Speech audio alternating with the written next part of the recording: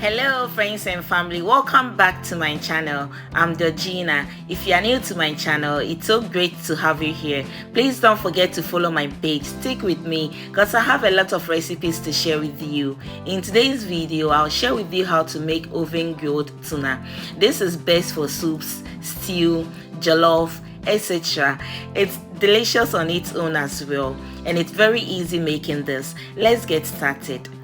So this is the tuna that I'll be using. I'm using 2 big tunas for this recipe, and I'll cut it into smaller pieces. But bear in mind, I didn't let it defroze completely.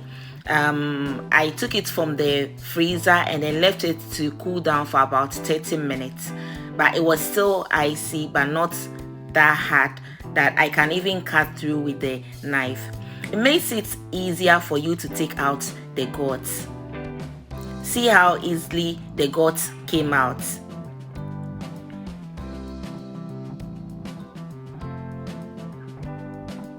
I'll continue by taking out the fins, and then I'll cut through the belly area and then take out the guts from there as well.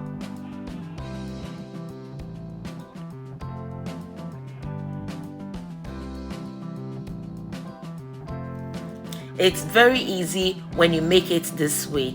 So I'll go ahead and wash it like twice and then add it to my big bowl. After, I'll add in salt, fish seasoning, and I'll also add in vegetable seasoning as well. You want to season it before putting it in the oven. So I'll rub the spice all over and even toast it in the bowl for twice, and then cover it with a cling film. I'll let it sit for at least 15 minutes, from 10 to 15 minutes.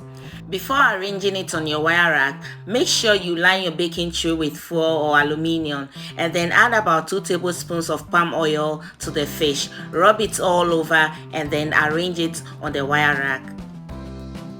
So it should look like so, and then arrange it.